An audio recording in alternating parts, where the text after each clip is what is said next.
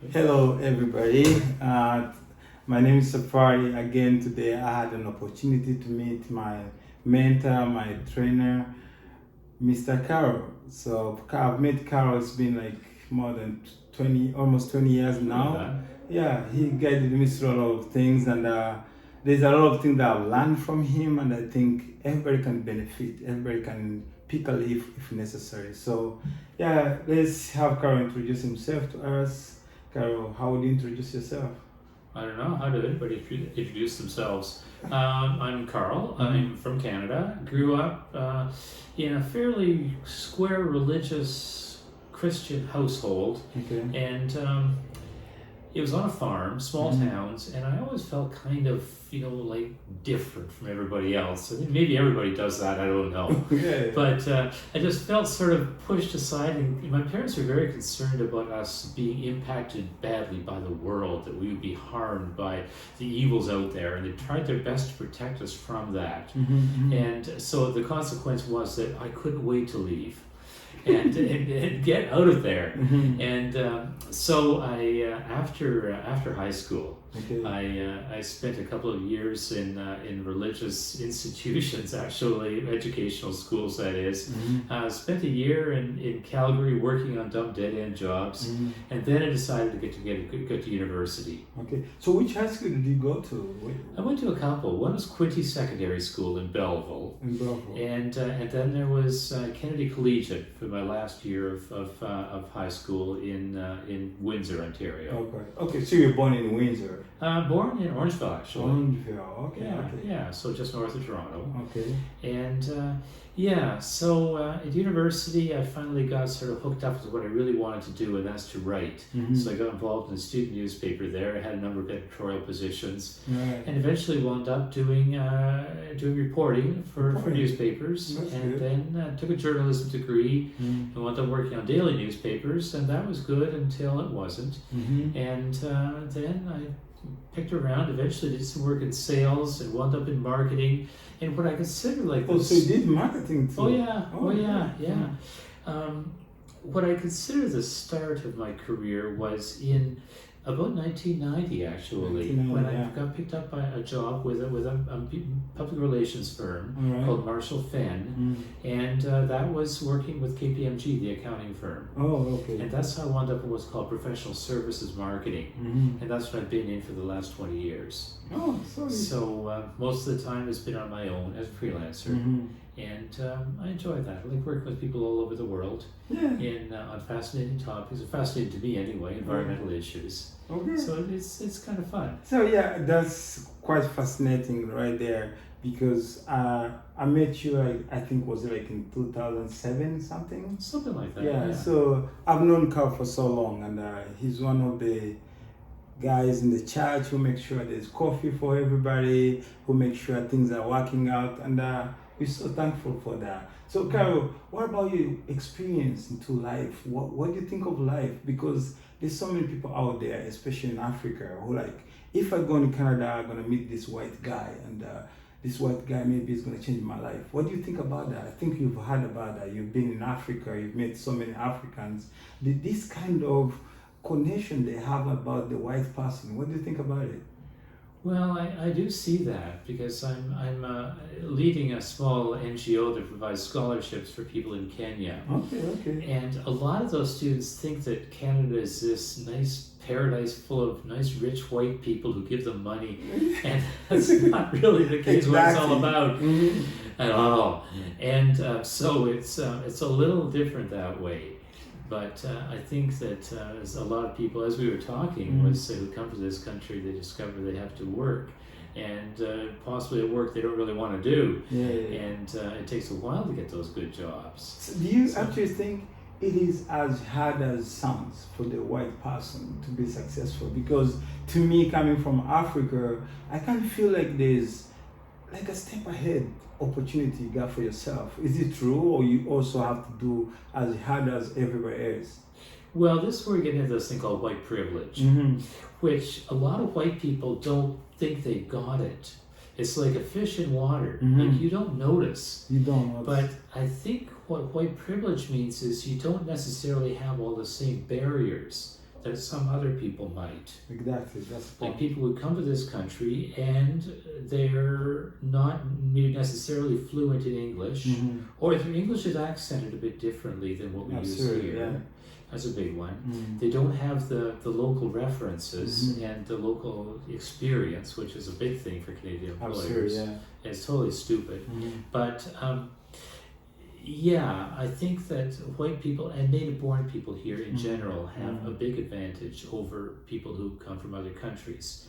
Where people from other countries have an advantage is because we're selecting some of the best and hardworking people, and you're one of those. I mean, over the years, I've been impressed with the way you've sort of started out doing any kind of work at all. Yeah, I mean, I did a lot of it. Yeah. Disassembling chickens and working eggs and stuff. Call center work, and then you built up your skills, and you made it happen. So you've got really high in-demand skills now. True. And it's all about you. If you guys don't know, Carol really helped me through the process. I was still working in a call center. I went to school at Ryerson. I ended up becoming an engineer, and that's where I managed to get the contracts. For the first time when I got my first contract, I came to you, I was like, how am I going to do with this? Then from there, so at the end of the day, the point here is there is always somebody who's going to help you with something if you actually dig up and figure it out. So Carol, tell us about yourself. Like, you've been through a lot of things, like through hoops of life, you've discovered so many things. What would you say about life? Is it about working hard? Is it about networking? How do you describe it in your own words? That's a small question, sorry. Yeah, is it about working? I think it's about having an idea of who you are and what values you have. Values, yeah. Like when I first started my business, this is back around 2000, okay, so I got myself a business coach. You gotta find a coach, right? So I sat down with this person who I'd worked with a bit before. And there was a possibility, like I knew the kind of business I wanted to work with. I wanted to work with professional services firms. And here was this potential contract that came along with a company that made wood stoves. Now, I grew up in the country, I know about wood stoves, so I figured I could do that. But Sheila talked me out of it. She said, okay, it's a $15,000 contract, which to me was a big chunk of money that I wanted to earn that year. And she says, turn it down, because it's not in line with the kind of business you decided to do. And I did turn that down. And that freed me up to do other work. But it also convinced me that I've got something to value to offer here, that I can afford to turn down business if it's not in line with my business plan. And so from there, I had a more clear idea of who I am and what kind of work I want to do. Because I just love working with professionals. Like, these are really smart people. Absolutely. And I get to work with them and add value to what they're doing and make them sound good. So I ghostwrite a lot of articles for them. And that's kind of good. Sorry to, but I'm wondering about one thing, like, especially from your background, the technology have been different. There's a lot of things that have changed. Today we have TikTok, we have this, people are becoming millionaires in just a couple months. How do you reflect to that? Do you think you had the same opportunity? Maybe do you think you have more opportunities today? How do you say something about that? Well, yeah, I mean, the idea of new technology is an old idea. Like when I was sort of starting out, the idea of computers was actually a pretty new idea. Absolutely. You know, like a PC was a pretty high-end, difficult to use machine. And so it wasn't easy. There's always been new technologies. Like typesetting, was it photo typesetting as it was called? The typing one, the one you use finger. Well, to do a publication, instead of doing hot lead typesetting, you do photo typesetting, and that was a new thing back when I was going through those early formative years in the early 80s. It was different that way. So would you say it was as different as AI is today? I think it's moving faster now. Because I am scrambling to keep up here. And I know you're doing good. I've been watching your stuff on Twitter and stuff like that. You're doing pretty good. How do you keep up with things that are so fast? It's changing every day. How do you actually catch up? You just invest in it. Like I do a lot of LinkedIn courses, And there you have to pick ones that are current and up to date. But I also just invest time. So each week I sit down, and at the start of the week I write out a list of all the stuff I want to get done that week. And I'll put in stuff like that. I'll put in like 1 hour of learning about AI, for example. Good. Or how to, I pick a skill that I want to learn and just set aside time to make that happen. That's good. So it could be a LinkedIn course, it could be a book, although they go out of date pretty fast. Or it could just be talking to people. I subscribe to the right news feeds on that. True, So it's just a case of investing time and having a clear idea of what you'll do with it. Like I personally stayed away from TikTok, but I do need to get to know Instagram better. So that's I just don't like TikTok's terms of service. It's always scary. It is scary. Recording all your keystrokes. I mean, good grief, I don't want to do that. So it's not. And maybe another question I can ask, like everybody is concerned about AI, especially you being the writer, and it gets much easier when you have to use the ChatGPT to do most of the job you do. Are you really concerned? Are you worried somebody's taking your job away? I've got a few more years I want to work at this kind of thing, so I'm not too worried that it's going to upend my life too much in that time. But I do use AI to get a first draft of something, and sometimes it comes up with things I don't know about. But the ChatGPT 3 I'm using now, it sounds like an 8th grader wrote it. It's just not there. And what I'm able to do is to think of analogies and stories and comparisons that a chat program is not going to do. So, and a lot of the people I work with, I have to interview them directly. Now, it would be possible, I suppose, to take an interview from this person and transcribe it and tell chat to dream up an article for this. So you're saying chat is not there yet? It's not as good as it sounds like? I don't think so. Now, it'll turn out perfect grammar and spelling, and it'll be well composed. It'll have a summary at the front, and then it'll have the 3 points, and it'll have a conclusion at the end. It's all very well done, but it still sounds like an 8th grader wrote it. Oh, that's good to know. Now it's that's changing. It's changing every day. Oh yes. And it gets these models. They're learning. Large learning model, is that what LLM? Large learning model. Learning models. Because they're getting smarter. So, what do you think an African, somebody somewhere in Africa, do you think they're going to be in a position to benefit from this AI technology? Do you think they're too far from it? Oh yeah, they could do it. I think what they need is some good technical background, but then also there's that whole idea about power reliability, and it's hard to get stuff, and it's hard to get the tech in, and your Wi-Fi goes down or something. So there's a lot of strengths against anybody trying to do this kind of work in Africa. But I've worked with people who are really good Shopify consultants in Nairobi, and they did really good work. Oh yeah, actually tell us about Nairobi. You've been in Nairobi. Where did you go? What did you do? Well, part of this organization is called Community Education Services. It's quite a mouthful. And it provides scholarships for young people who are poor, smart, and ambitious, to use the co-founder's words, in Western Kenya. And so, a lot of them have wound up living in Nairobi. So you've been there more than once? Oh, yeah, a couple of times, So you even went to Congo, I believe. Yeah, I've been there, And how was it? While we hear people talking about Congo, did you see something different? How would you say? Well, it was a little different, So this is Goma. I wouldn't go there now. I was there at a relatively peaceful time. It's worse now. You don't want to go there. Yeah, but we were there to do a bit of consulting work, and but it was my first time in Africa, and definitely I would not have appreciated Rwanda if I hadn't seen what's happening in Congo. And about like the idea of going to their foundation, like how do people get signed up? How do people get to be a part of what you're doing? It's CS, you say? Well, we pick up students when they're in high school. We're looking for students who are about in our Canadian equivalent of grade 10, which is what they would call Form 3. was that Form 2? That's Form 2. And we pick people who are recommended by their teachers and by their principal as being people coming from a poor background who would not otherwise be able to succeed. And but they were smart. In other words, they'll do well, and they're ambitious. They got the wherewithal to make it happen. And we provide them with scholarships through high school.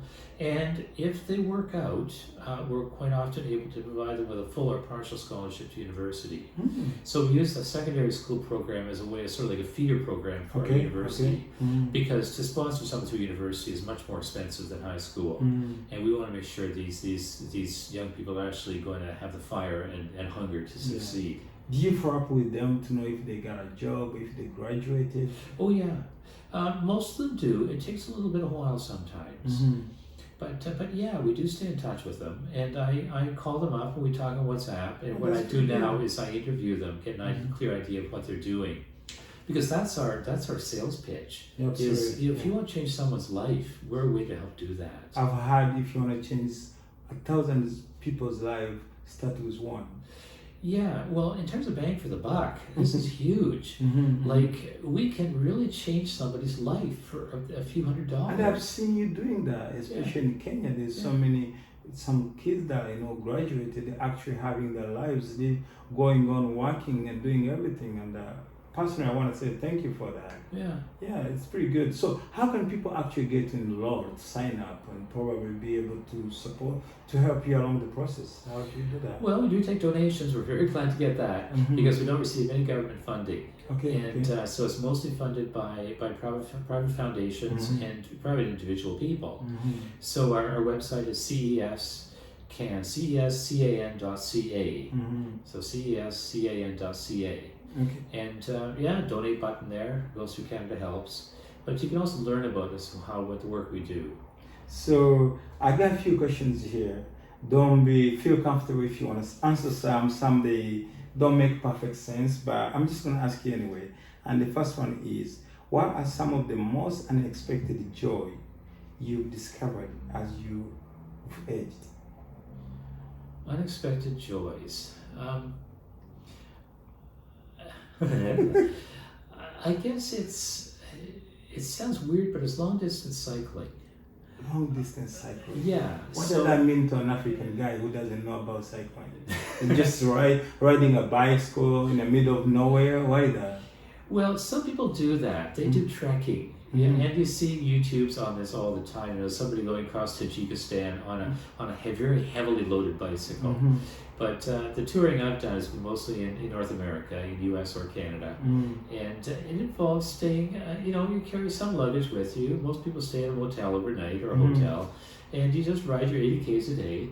And it's just good to get away from everything. That's all you got to do is ride your 80 Ks. And that is... it's very peaceful, and I do like that. So there we go. So another question. Again, this is just an open question. It has no specifics. So what advice would you give to your younger self, knowing what you know now? I think one of my issues going through life is I always felt a little bit behind everybody else, because my parents didn't give us any career direction at all. There's very little of that. And even in the MBA program I took at U of T, some of the people graduated and right into very, very high paying, prestigious jobs. Now this was a recession year. I graduated in 1991. But some people slid onto better careers than I did. Now some of them had help. They were family connections. But in this case, I think that I didn't really inform myself about the options available and sort of how to figure this out. I might have stumbled across professional services marketing earlier because I wound up doing consumer goods marketing, and that's just not where I want to be. So I'd much rather be working with the people I work with. All right, great. And another probably last question. If you are given an opportunity to invest in these 3 continents, one being North America, another one being Asia, specifically India, another one being Africa, specifically in East Africa, where would you invest and why? I'd go to Africa. I know people there, people I trust, people who have some business smarts, And I've done some of that, investing in businesses there, and it's just a way to create jobs. Like one of the people I put in some money with is a tea farmer. The thing I like about tea is a year-round crop. Like some crops are just during the season, which means if anybody's harvesting that, it doesn't have work for part of the year. With tea, there's year-round work. Oh yeah. And so that's a really good option. Okay, So the money I was able to invest there was able to help her employ some people and buy the fertilizer and the equipment she needed to do it. That is it. Like, people don't actually know there's so many opportunities in Africa, and I'm glad you're talking about that. And let's say somebody comes by and say, Carol, I want to invest in Africa, but I'm scared. I've never been there.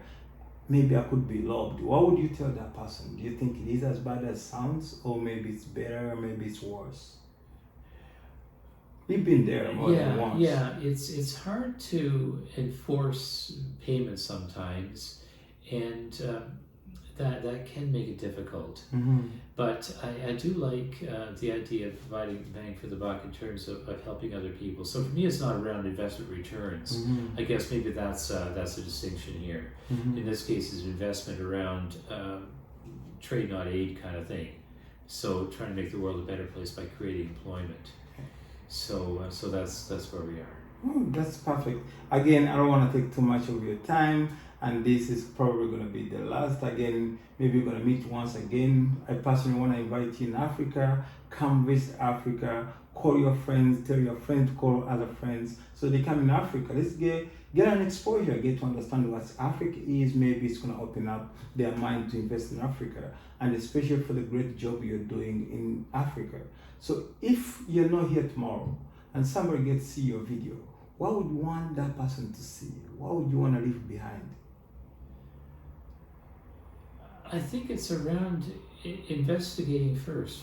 Do your homework, find out, develop great connections with people that you trust, and then don't be too afraid to venture out. To venture out, yeah. To venture out, that's a key word. Just pack your bags and go and see what happens. And that's exactly what you did. Yeah. Thanks for your time, Carol. Okay. I think I'll meet you once again. I'll be flying out, but I promise to see you soon. Yeah. All right. Okay. Thanks. Thank you very much. Okay.